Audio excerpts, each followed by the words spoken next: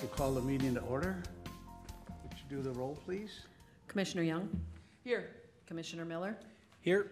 Commissioner Keen? Commissioner Brink? Here. Commissioner Kubal? Yes, here. Commissioner Steeler? Here. And Chair Gerard. Here.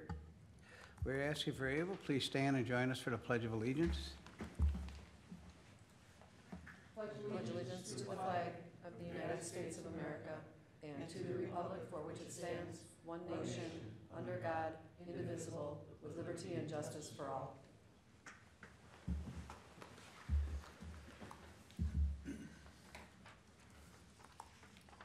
There are no meeting minutes tonight, but the chair is looking, we'll have both of them at the next meeting. I'll announce that before we approve the agenda.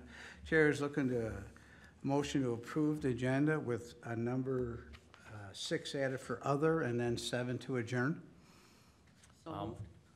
A second. I have a motion and a second. It's a non-debatable motion. All those in favor signify by saying aye. Aye. Opposed? Abstentions? Motion carries. Next is Hidden Creek Plan Unit Development. This will have a public hearing to consider a PUD, and we're making a recommendation to City Council on this. So, Nathan, I believe you're presenting.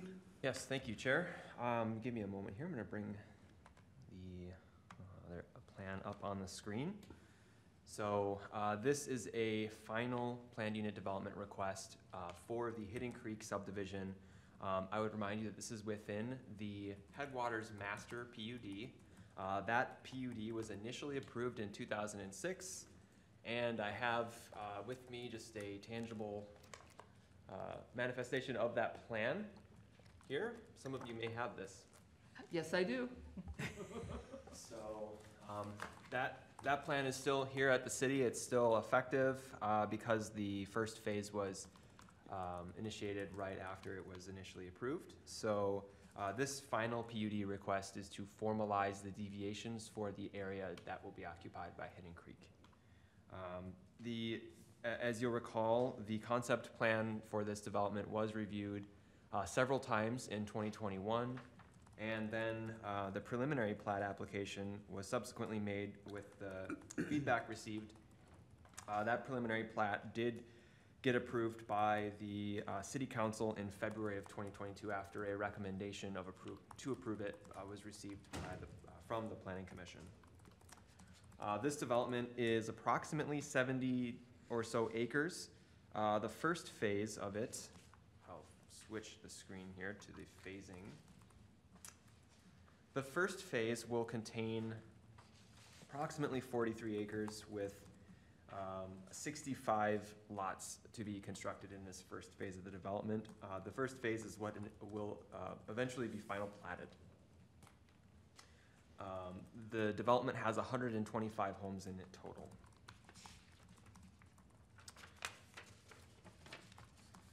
So to summarize again, this was presented to you when the preliminary plat was approved. The land use is consistent with the zoning district, the comprehensive plan, and the Headwaters Master PUD.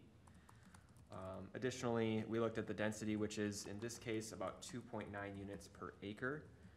That density is consistent with the city's comprehensive plan and the Headwaters Master PUD. In PUDs, the densities have to balance out overall. So now I'm going to jump to the deviations. This is really the main show here. And so these are the deviations. I have a table in the staff report that summarizes the deviations that were approved in the Headwaters Master PUD. The base zoning district, the MXR1 standards on the left with the approved deviations in the middle. And then to the right, you can see what the developer is proposing here. The developer is proposing the same deviations as were approved initially in 2006. There is one minor distinction that I would like to note, and that is the side yard setback. In the original Master PUD, the side yard setbacks were distinguished between the side yard to the house and the side yard to the garage. In this case, the developer is proposing a standard 7.5 foot setback, which would simply average the 10 and the 5. So we'd still have the 15 feet between structures. However, we're standardizing that side yard setback. This is seen as by staff as beneficial. Because it helps to potentially eliminate permitting errors. When we're reviewing, we don't have to really distinguish between the side yard and the house and the garage. In addition, there could be cases where it would create a circumstance where a variance may be requested because we have, if you started building on both sides of a block and you went towards the center, you may end up with a situation where someone's requesting less setback between structures. So that's kind of the staff review of those deviations. All right, so I'm just kind of paging through, and I will bring it back to the map here so you can kind of have this as your visual.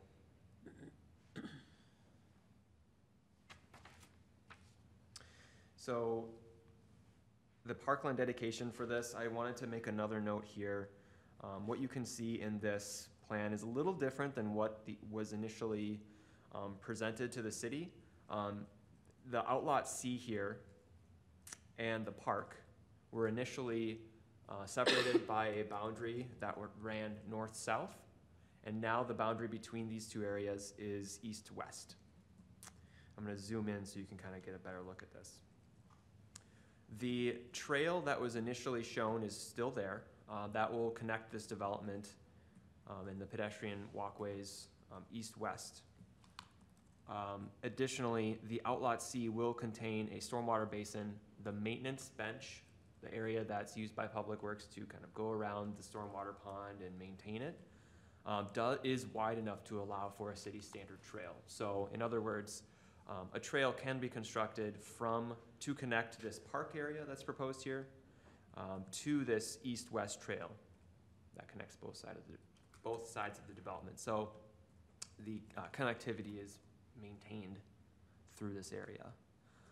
Second point on the Parkland piece is the park is actually larger in this configuration than it was when it was initially proposed. So this has gone from about 2.78 acres to 3.18 acres. So it is larger.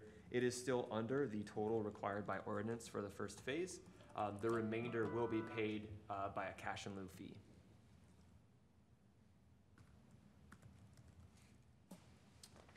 Okay.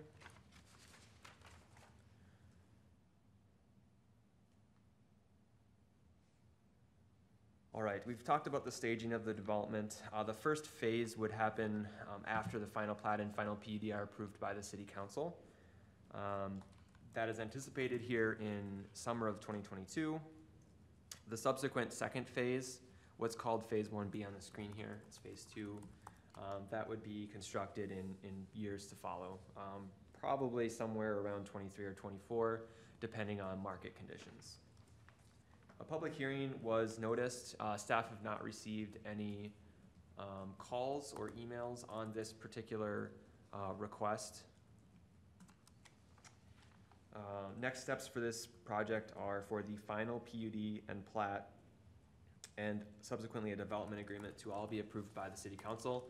The Planning Commission this evening will be making a recommendation to the City Council. The final PUD review criteria were provided in the staff report. Staff did find that this appears to be consistent with those criteria for consideration. Engineering has been in close contact with the applicant's engineer, and we have received final grading plans that have been signed, utility plans, and all of those things which satisfy the city engineer's comments. This development did receive a conditional approval in May of 22 from the Rice Creek Watershed District for this first phase. Therefore, staff's recommendation is for the Planning Commission to recommend approval of this final PUD request to the City Council with conditions 1 through 5 that have been detailed to you in your staff report.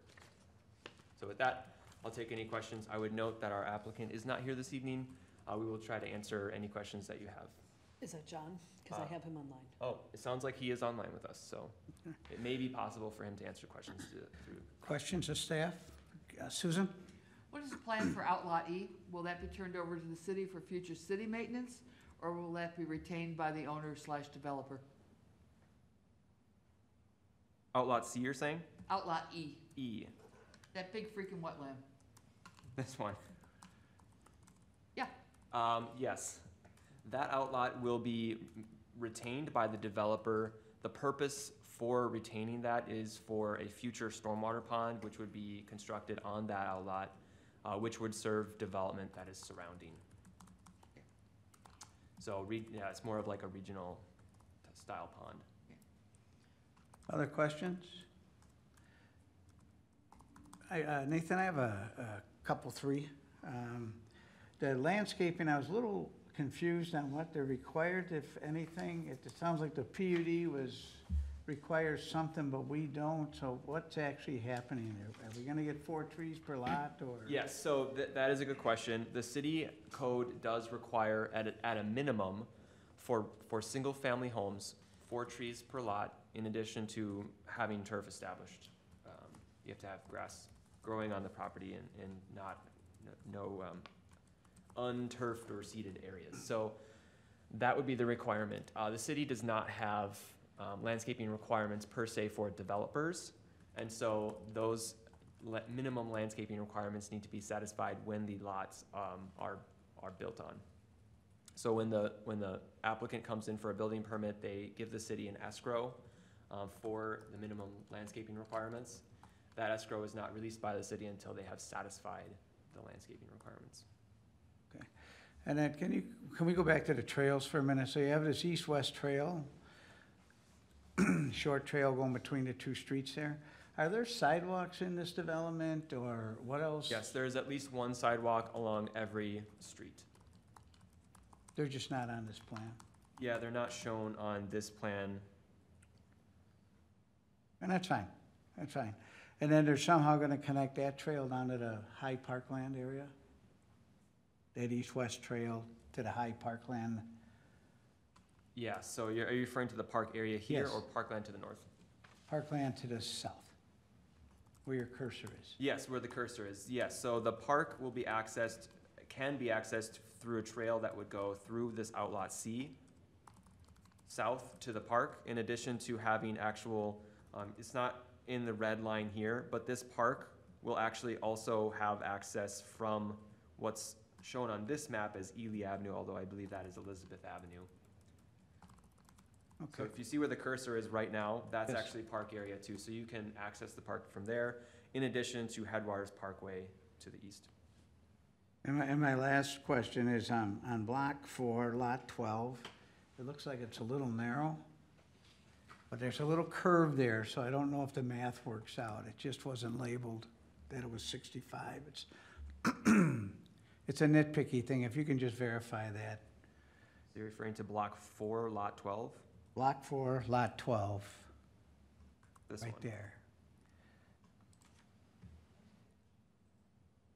So you're 48 at the front, it looks like, and then we got 15, and so we're close. We just could verify that that one's 65. Yeah, so we can verify that. The front yard setback, the width of the lot is measured from that line where the front yard setback is. Correct. It's my understanding that this lot meets the minimums, although I think this measurement may be from this southern lot line to this line here. We have a 37-foot measurement on this side as well. So we will verify that before this gets to the city council to ensure that this lot meets. Good, because all the other ones on the curve have that second line. It's got both lots up at the street, and then it's got one behind it which is at the lot line. And this one, because of the angle, probably needs it too. I'm fairly confident that it works, but No, that is a fair question and something that we can for sure address. Other questions of staff?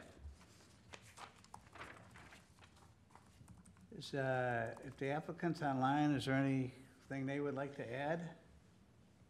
John, if you can, unmute yourself, you would be able to talk. Give me 1 second here, though, because I gotta set up. And I'll need his name and Give me 1 address. second. See if we can figure this out this time. Go ahead and talk and see if we can hear you. John, go ahead and unmute yourself. John? No, I'm not sure if we got him there. John, if you can hear me, if you can unmute yourself, you will be able to speak at the meeting if you want to.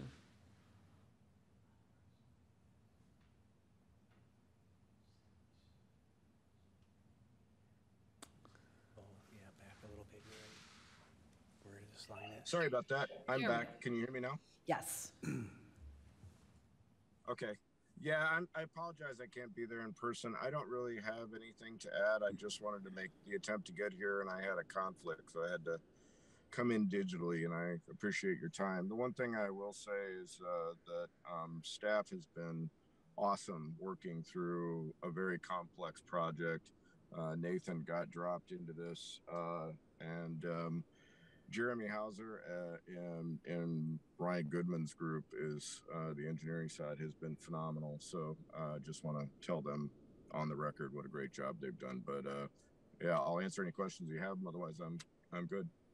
Thank you for attending tonight. Could you please state your name and address for the record? Sure. My name's John Dobbs, 2453 Skyline Drive, and I represent Paul Bergerman as the developer and the project manager. Very good, thank you. Any questions for the developer?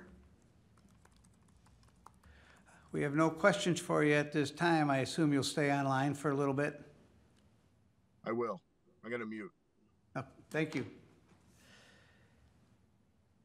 All right, this is a public hearing. The way this will work tonight, we'll formally open a public hearing. We'll ask if anyone wants to speak to this application. You need to come up to the microphone, state your name and address for the record. Spend a couple minutes telling us your thoughts on this application. After we have heard everyone who wishes to speak, we will close the public hearing, and it'll come back for the Planning Commission to make a recommendation. So it's pretty straightforward. So we will open the public hearing at 7:17 p.m. Does anyone wish to speak to this application? I have one question. Would you please come up and state your name and address for the record? Erica Burns, 19996 Enfield Avenue North. And you addressed all the questions. The only one I had was the plan to extend Headwaters Parkway. I currently am on Enfield, so our road would go through to the new development. We're wondering when Headwaters Parkway would be developed. Chair, would you like me to answer the question? It would be best. Yes, Headwaters Parkway is located, if you're looking at the cursor in the map on the screen, it's on the southeast part of this proposed development. Headwaters Parkway would be extended along this curve here on the south part of the development. Access for construction and other traffic would be available through Headwaters Parkway. Yep, and then I can also, just for everyone's kind of benefit here, on the screen you see the master PUD that was initially approved for this area. It does show the alignment that is anticipated for Headwaters Parkway. There are other plans that have this, but this kind of generally shows the orientation or expected alignment. Swoop. Does anyone else wish to address this application? Karen, do we have anyone online? I have no one. Any emails need to be read? None. I'll ask one more time. Does anyone wish to speak to this application? Hearing no one from Karen and seeing no one coming forward, we'll close the public hearing at 7:19 p.m. Commissioners, what would you like to do?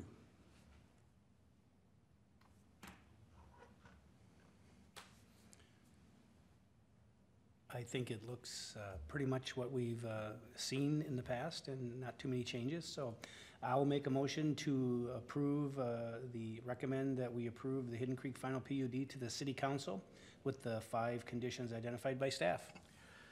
I have a motion. Do I have a second? Second. I have a motion and a second. Any discussion on the motion? Hearing none, all those in favor signify by saying aye. Aye. Opposed? Abstentions? Motion carries unanimous. Thank you. Thank you. Good luck with your project. We'll stay in touch. We have moved to item number 6, which is other.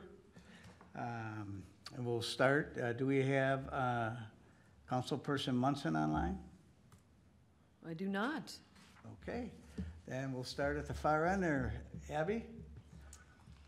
Thank you, Chair. I just wanted to let some of the commissioners know, I don't remember if I mentioned a couple weeks ago, I've been here now for about a month and been able to sift through processes, procedures, codes, you name it. I've really been trying to get my hands in everything I can to understand all that needs kind of maybe some review, updating. There isn't a lot that doesn't need review and updating. So we're starting to look at some of our administrative permitting procedures to see how we might be able to streamline those, make them more efficient for our residents. Also have recently found out that the city did budget for a planner position for the 2022 years. So we are revisiting an older job description, so a pre-2014 job description. My hope is that within the next couple months, we'll have that for sure released, but gone through the process of adding it into our union contracts, slating it for advertisements so that hopefully by mid to end of summer at the latest, that we might have a full-time planner back in the office. The city has requested that all department heads submit 10-year financial, capital, and personnel plans, proposals, to look at aligning a financial plan, a 10-year financial plan for the city. I have looked at the community development department and requested consideration of a number of positions over that 10-year time frame to get us partially back to where we were pre-2014. So for some of the commissioners that may not know, before 2014, the city had a development director, a planner, and a community development admin. In addition to those positions, I'd also be recommending a zoning tech, so somebody that is just here all the time in the office to not only answer some of those front desk, front line questions, but to do building permit review and can stay on top of code enforcement. Also looking at how we can combine some code enforcement efforts between the building inspections division and the planning zoning division so that some of our code enforcement efforts are a little more streamlined. I'm not gonna lie that right now our code enforcement time frame is very poor. Nathan and Franny have been doing the best they can, both of them at part-time contract staff, are costing us quite a bit, but this is the time of year where we have a lot of zoning queries, a lot of violations, and we're just not, we just don't have the resources to get to everything right now. So the hope is in the next couple months we start kind of turning that around, and maybe in 2023 being able to add a little bit more staff to this department to be able to better serve the planning and zoning needs of the community. I also want to let you know that the city held a public open house on the final draft, or the final draft of the downtown plan that was last Thursday night here at City Hall Community Room. We thought that we'd maybe get a dozen people. There's about 60 people that turned out for the meeting. It was a beautiful night. We were really surprised. A lot of really great public feedback came from that. The community is very excited about the downtown plan. That downtown plan will be before you, I believe it's your first meeting in July for consideration of a recommendation to the city council. So if you have not already engaged at all in the downtown planning process, we do have materials online. There is a public input form right available. Feel free to reach out to me via email, or else give me a call if you want access to that or want to know more about where that is. And then lastly, I have not put at all aside the discussions that we were having about the MXR1 and our low and medium family residential neighborhood discussions. With all that we kind of have right now going on immediately, we are just putting a pause on that discussion at the moment, reevaluating how we address that conversation. All of this is also in light of, and you'll see next month, we're gonna start having some pretty heavy meetings, I would say. Next month, you're gonna see some pretty significant site plans for some really good commercial construction coming in. We're also in the process of reviewing a new industrial development that's gonna add about 200,000 square feet of industrial campus to the city. So there's quite a number of commercial, industrial, you've seen some residential coming up right now that's kind of just dominating our daily workload. So high level, we've got a lot going on. I'm still looking at things, policies, procedures, but know that we're trying to kind of pull ourselves out of the no paid city staff role we've been in and kind of get this department a little bit more functioning to where we need to be. Any questions for Abby? Susan? Yes. But you are still accepting code enforcement? We Violations. are. Yep. I'm not gonna sugarcoat it. It is a delay in us getting to them. It's a delay in us inspecting them. Right now, we are paying our consulting team to do those services. It is costing a pretty significant cost to be able to be doing code enforcement.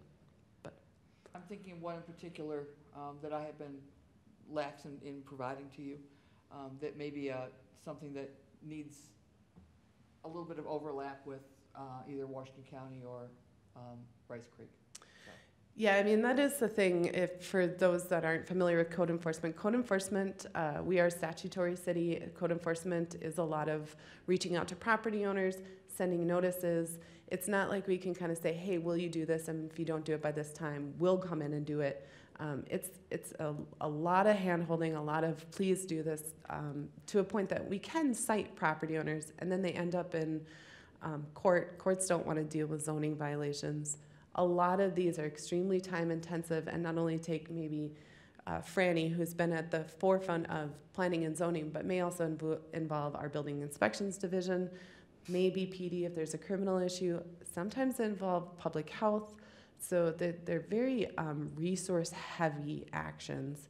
But yes, you're right. There are a number of them out there that we have that will involve our watershed districts and engineering staff as well.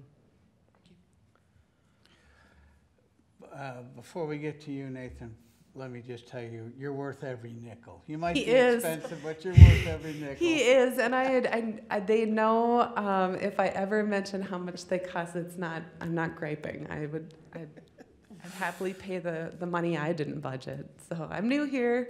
So Nathan, what do you have for us? No, I am not offended by that, and I definitely appreciate that. I can appreciate the hard work that Abby is putting in as your community development director to review planning processes. That's long overdue, and I think hats off to the work so far. So that's really all I have. You know, Abby kind of forecasted some of the stuff we're working on, so you'll be seeing some site plan reviews and some more loaded agendas moving forward. All right. Karen? I have nothing nearly as exciting as that, so we'll just move on. Geneva? I love the maps. I love the maps. All right. Justin? Nothing for me. Kevin? I have nothing, thank you. Dan? No. Susan? Nothing, sir. I have one. As long as you're doing code enforcement, I waited to the end here. Donovan used to send a letter every now and then to all of the people who have the electronic signs in town. You know, our signs will be the death of the planning commission. We all know that. But I believe we have a 20-second rule before they can change. And we were adamant about putting that in. And if you just drive down 61, go north a little bit, you'll run into a half a dozen signs. And if any of them are at 20 seconds, I would be stunned. And we're getting a lot more of them, and it's just probably time to send out the annual letter reminding them. And I'm saying go out there and visit them by no means, but I think he used to send some out to them. That's all I have. Remind me, what is the 22nd? So when you have one of those electronic billboard signs, you know, like at, Like City Hall here. like City Hall, it can change every 20 seconds. Oh, okay. Any faster than that is not allowed. And this stemmed, when we ended up with this, there had been a number of court cases that if you don't have something, you can't enforce anything later. So we were at the forefront of getting, and 20 seconds seemed reasonable, that it wasn't changing every 5 or 10 seconds. Okay, wasn't aware of that, thank you. Becomes a safety issue on the road. And again, signs will kill us, it's just no doubt. I have nothing else, hearing nothing. Do we have a meeting on the 20? Yes, we do. 22nd. 22nd? June 22nd. All right. With that, the chair is looking for a motion to adjourn. Motion to adjourn. I have a motion, do I have a second? Second. I have have a motion and a second. It's a non-debatable motion. All those in favor signify by saying aye. Aye. Opposed? Abstentions? Motion carries. Thank you all for your service and your time tonight.